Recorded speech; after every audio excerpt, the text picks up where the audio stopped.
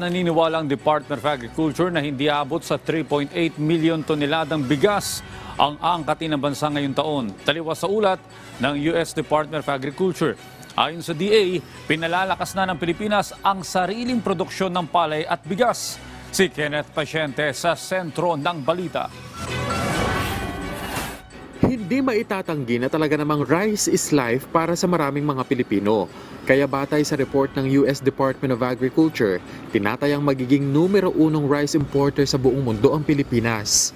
Base kasi sa Grain World Markets and Trade Report ng USDA, aabot sa 3.8 million metric tons ang aangkating bigas ng Pilipinas sa marketing year 2023 to 2024.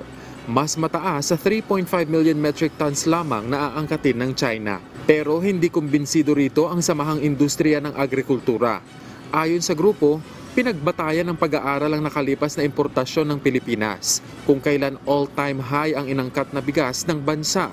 Nabunsod lamang anila ng eleksyon kung kailan sandamakmak ang binili at ipinamigay na ayuda gaya ng bigas. Itong taon naman walang ganun. Walang ganun dahil wala naman national election, walang local election. No? So, dapat kino-consider yan. Bakit tumaas yung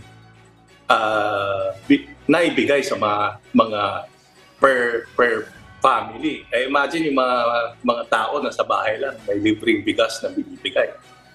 3 to 5 kilos. Naniniwala naman ang Agriculture Department na hindi aabot sa 3.8 million metric tons ang papasok na bigas sa Pilipinas ngayong taon. Giit ng ahensya, pinalalakas ng Pilipinas ang sariling produksyon ng palay at bigas, kaya inaasahang mas mababa rin ang kakailanganing angkatin para sa susunod na taon. Ipinunto pa ng DA na sa ngayon mataas ang presyohan ng bigas sa pandaigdigang merkado, kaya mas makatwiran lamang na pagtuunan ng pansin at tangkilikin ang lokal na produksyon.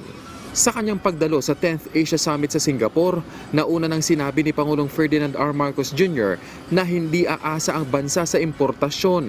Sa halip, mas tututukan pa niya ng administrasyon ang pagpapalakas ng agrikultura sa bansa. We cannot now continue to depend on importation, which is what has happened for the Philippines. In the past years, it became the easy way out. Just import more rice, import more corn, import more everything. And the pandemic showed us that this was not a wise choice. Kumpiyansa naman ng Agri-Party List na kayang matugunan ng labis sa pag-i-import ng bigas. Ito ay sa pamamagitan ng pagtutok sa produksyon at pagsuporta sa mga magsasaka. Nakakalungkot, no? Pero yun ang reality kasi kulang talaga. Pero lahat tayo, nung pagtulungan natin yan, alam ko kaya po natin gawin yan. Lalo na yung ating gobyerno, ang prioridad ay agrikultura. Kenneth Pasyente para sa Bayan.